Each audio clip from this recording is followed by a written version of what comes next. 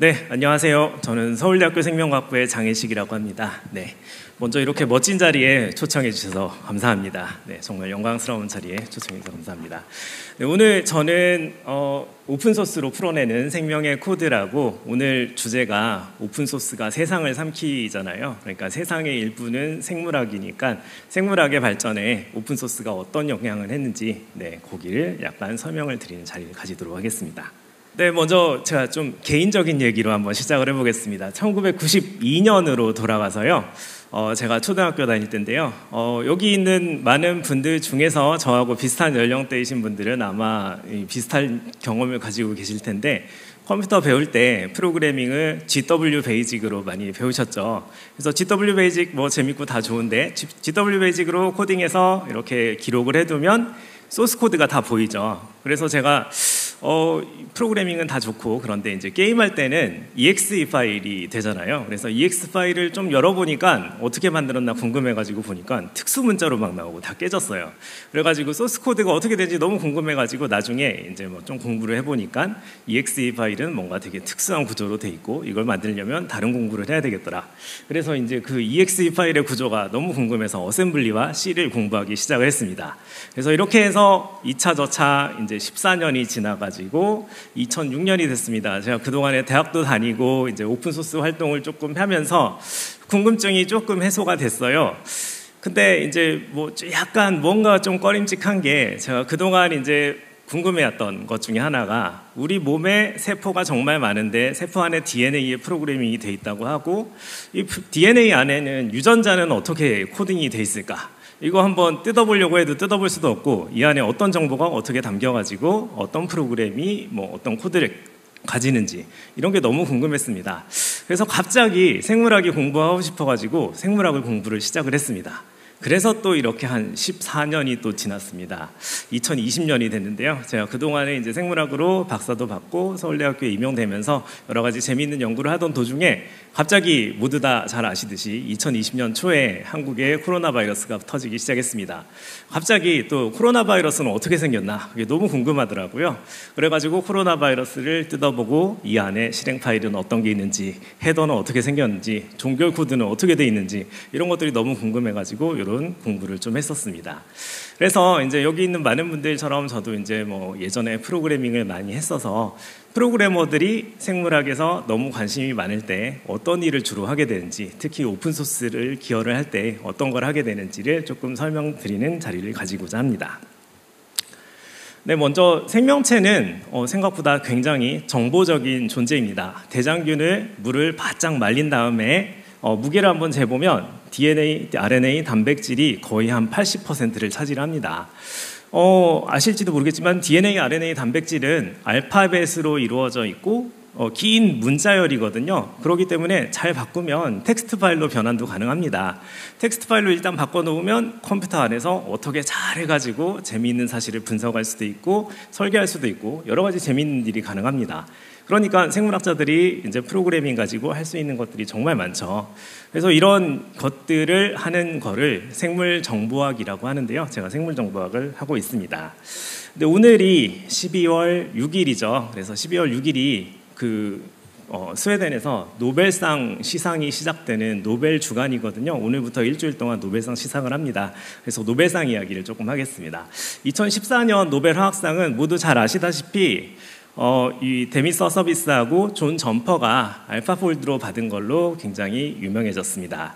이 두 분이 이제 알파폴드로 받았는데, 이 뭔가 컴퓨터 하던 사람들이 갑자기 왜 이 노벨 화학상을 받냐 하고 불만이 있는 분들도 되게 많았는데요.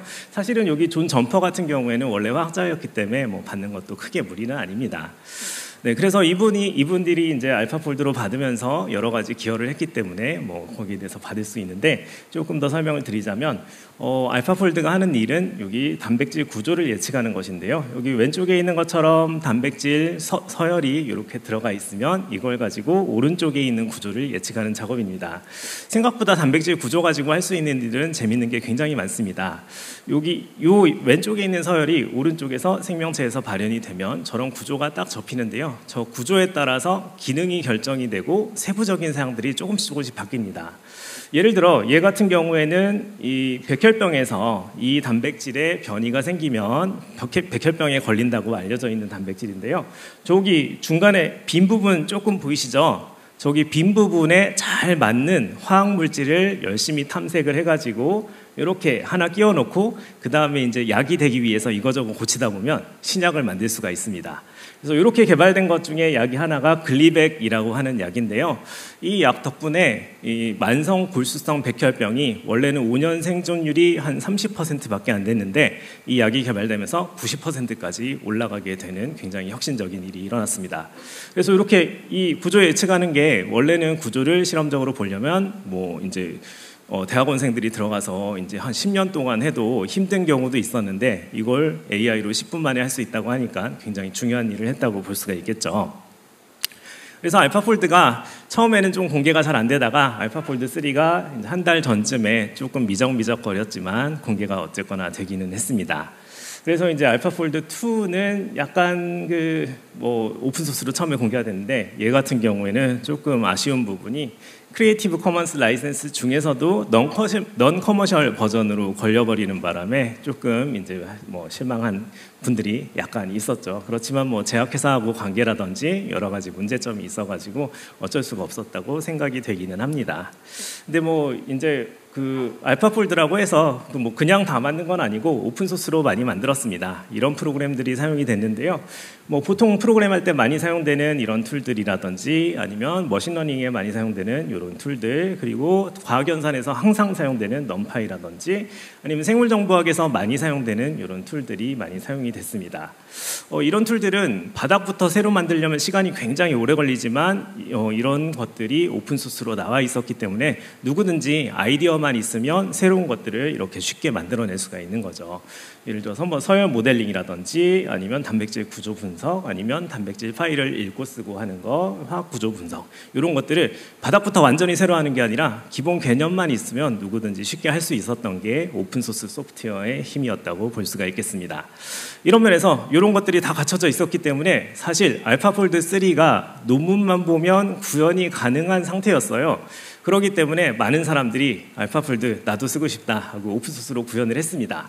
그 중에 이제 가장 성공적인 사례가 여기 차이라고 하는 건데요. 차이 디스커버리라는 회사에서 차이1이라는 거를 아파치 라이센스로 공개를 하면서 좀 비교적 자유롭게 쓸 수 있게 돼서 많은 사람들이 이걸 기반으로 사용을 하고 있습니다. 그 사이에 이제 단백질 공학에서도 많은 일이 있었는데요. 단백질 방금은 구조 예측이죠. 근데 이제 반대로 단백질을 새로 만드는 작업입니다. 그래서 기존에 없었던 거를 새로 만들어서 단백질이 못했던 일들을 막 이것저것 플라스틱을 분해한다든지 뭐 이런 일을 할 수 있게 됩니다. 그래서 세상에 없던 단백질을 만드는 RF 디퓨전이라든지, 사실 알파폴드는 예전 버전도 공개가 잘 안 되고 있었는데 이 로제타 폴드가 나오면서 사실상 강제로 공개가 된 면도 있고요. 그 다음에 단백질을 약간 고치고 싶은데 어디를 어떻게 고쳐야 될지 모른다. 그때 살짝 디컴파일을 해서 고친 다음에 컴파일을 하는, 이런 식으로 해주는 프로틴 MPNN이라는 소프트웨어도 나와서 지금 전에는 전혀 못했던 게 지금 한 2, 3년 사이에 굉장히 많은 일들을 할 수 있게 되었습니다. 하나 재미있는 일이 뭐냐 하면 이 세 가지 프로그램을 모두 만든 분이 요 왼쪽에 있는 데이비드 베이커라는 분입니다. 사실 여기 3명이 있어서 노벨상을 3분의 1씩 받은 것 같이 돼 있지만 중간에 조금 띄어져 있잖아요. 그래서 2분의 1을 데이비드 베이커가 받고 나머지 4분의 1씩을 하사비스하고 나눠 가졌습니다. 네, 그래서 이런 부분에서도 오픈소스가 많이 사용이 되고 있고요. 사실 이제 인공지능 얘기만 하면 너무 지루하니까 인공지능 말고 다른 얘기로 가서 2022년 노벨 생리학상으로 살짝 돌아가 보겠습니다. 우리 모두는 이 호모 사피엔스죠. 근데 호모 사피엔스 말고 다른 이 인간 비슷한 종이 있었는데 뭐 네안데르탈인이라든지 뭐 다른 종들이 있었죠. 사실 네안데르탈인은 사람하고 이 호모 사피엔스하고 동시대에 좀 살다가 호모 사피엔스한테 밀려서 이제 멸종한 종인데요. 근데 사실 사람들이 궁금했던 게 같은 시기에 살았으니까 네안데르탈인이 혹시 우리의 조상이거나 뭐 사촌이거나 뭐 이렇게 좀 관계가 있었는지 없었는지 그 부분에 대해서 굉장히 많은 사람들이 궁금해했습니다. 요거에 대한 답을 내린 게 요 2022년 노벨 생리의학상이었는데요. 결론은 말씀드리자면 우리는 2% 네안데르탈인입니다. 우리하고 이제 조금 멀리 떨어진 네안데르탈인하고 데니소바인 둘 다 이제 그냥 사촌지간으로 우리하고 직접적인 조상 관계가 있는 건 아니었고요. 유전자 유입이 조금 있는 걸로 밝혀졌습니다. 그게 한 2% 정도 되고요. 그러니까 다른 얘기로 하면 네안데르탈인 엄마와 호모사피엔스 아빠의 아기 또는 그 반대 경우가 어느 정도 있었다는 거죠. 아주 흔한 건 아니지만 2% 정도 있었습니다. 저도 검사를 해보니까 한 2% 정도 나오더라고요. 여기 있는 대부분 분들이 아마 2% 정도 있을 거라고 생각이 됩니다. 그래서 이거를 결론을 내리려면 결국엔 우리 유전체를 분석을 해야 됩니다. 우리 유전체는 여기 핵 DNA라는 거를 분석을 하면 되는데 이것도 마찬가지로 알파벳 4개 A, C, G, T를 30억 글자 연결해 놓은 그 문자열을 분석을 하면 됩니다. 이게 다 연결돼 있으면 참 좋은데 이거 너무 오래된 얘기이기 때문에 이게 화학적으로 깨지기도 하고 오염도 되고 뭐 여러 가지 문제점이 있습니다. 그래서 이렇게 다 조각 나가지고 분석이 되는데요.